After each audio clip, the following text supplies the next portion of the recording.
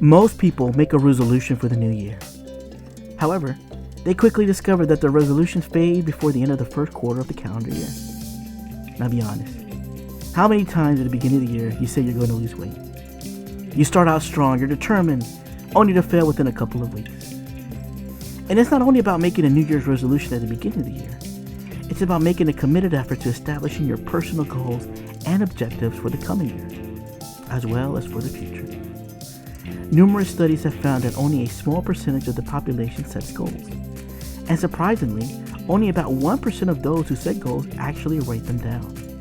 If the statistics from the University of Scranton are correct, it means that 92% of the world's 7.8 billion population die with their dreams still in them.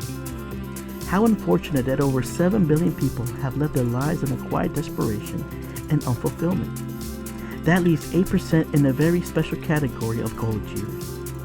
So, what do they do differently that the other 92% don't? Well, you want to stick until the end of today's video to learn more. Let's see how you can untap into your potential. Welcome to Untapping Your Potential, where we will share with you motivational stories, motivational figures, comeback stories, and public speaking tips that will keep you growing and inspire you to take action. A Zen bow master once summoned his student and asked him to accompany him during a bow shooting practice. "Come, my student, let me teach you a lesson about concentration." The student had seen his master shoot his bow 100 times before, and there was no doubt that the master was a great archer. Nonetheless, the student obediently followed him, eager to learn more from the wise man. They walked through the forest for a while before arriving at their usual hunting spot. A large oak tree stood in the center of a round clearing deep in the forest. The clearing was lit by the sun, and it appeared to be straight out in a fairy tale. The master then proceeded to unpack his things. He drew his long bow and arrows, as he always did. He also removed a small flower from his belt and attached it to one of the oak's branches. Only this time, the young student was taken by surprise to discover that the master had also brought a silicone scarf. "My dear student, can you please blindfold this to me?" the master requested, handing the man the scarf. The student did as he was told and wrapped it around his head. "Now, can you please walk with me a few distance away from here?" The student complied once more. After some time, the master finally took his shot, more than 900 feet away from the tree. They waited for the shot to settle for a few seconds before the master finally said, "Now go. Check to see if I hit the flower. Then return and tell me what you saw." As the student approached the tree, he noticed that not only was the flower still intact, but the arrow had not even struck the massive oak tree. It was nowhere to be seen. After some time of searching, the student returned to his master, unsure how to tell him what he had seen, or lack thereof. The master asked him with a smile on his face, "So tell me, my student, did I hit the center of the flower as I always do?" At this point, the student was extremely uneasy. He hesitated for a bit before finally speaking. No, master. You didn't hit the flower or even the tree. I couldn't find the arrow. I think you missed it by a long shot." No matter what, the student couldn't find it in him to lie to his master. But to his surprise, his master's expression remained unchanged, and he continued to smile. "Master, I don't understand," the student said, obviously confused. "I thought you wanted to teach me that concentration and mental power would cause the arrow to hit its target. But why did you, a great bowmaster, miss such a clear target?" The Zen master couldn't help but laugh before responding. "As you can see, my dear student, you'll never hit a target you can't see. To get to your goals, to get where you want to be in life, you must first see it. You must visualize your goal. You must see your objective," he eagerly said. "Otherwise, all the concentration and thought power in the world will cause you to miss your target. And that's all because you could not see where you wanted to go." The student, astounded, learned a valuable lesson that day.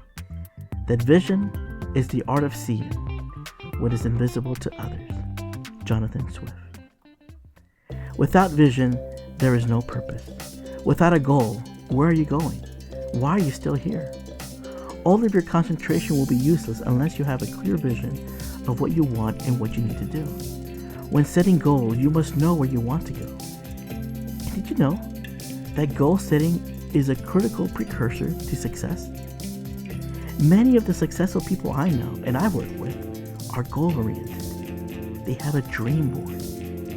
They spend time articulating clear and specific goals, writing these goals down in detail, working on their goals daily, and reviewing their goals on a regular basis. Successful people also have well-defined, specific, and written action plans. When writing down your goals, make sure that you understand the path to your final destination. After all, a goal without a clear roadmap is nothing more than a pipe dream. Your goals should help you achieve your major life purpose and other core values in life. And don't forget, goals ought to be smart in order to be effective. That is to say, S, specific. You don't want to be vague. M, measurable. You want to quantify your objectives. A, attainable. Be honest with yourself. R, realistic. They must be real and practical. And T, time-based. Always associate a time frame. You don't want to procrastinate. Now, although your goals should be attainable, they should also include a few stretch goals that will push you outside of your comfort zone. And when you start to apply this, your goals will allow you to do the work you want to do, to live where you want to live, to be with the people you want to be with, and to become the person you want to become. And there is no limit to the financial reward you can obtain if, and only if, you commit to your goals. All you have to do is set a financial goal, devise a plan, and then execute the plan until you achieve success. And if you need help, seek those that are successful. Seek those that are where you want to be in life. So let me ask you, what is your life's main goal? And just as Henry David Thoreau once said, it's not what you look at that matters, it's what you see. Thanks for watching this video. How would you like to hear more motivational stories on a consistent basis? Do me a favor, support the channel by sharing, commenting below, and please make sure to like and hit that subscribe button to get the latest updates. Soon, you will be on your way to feeling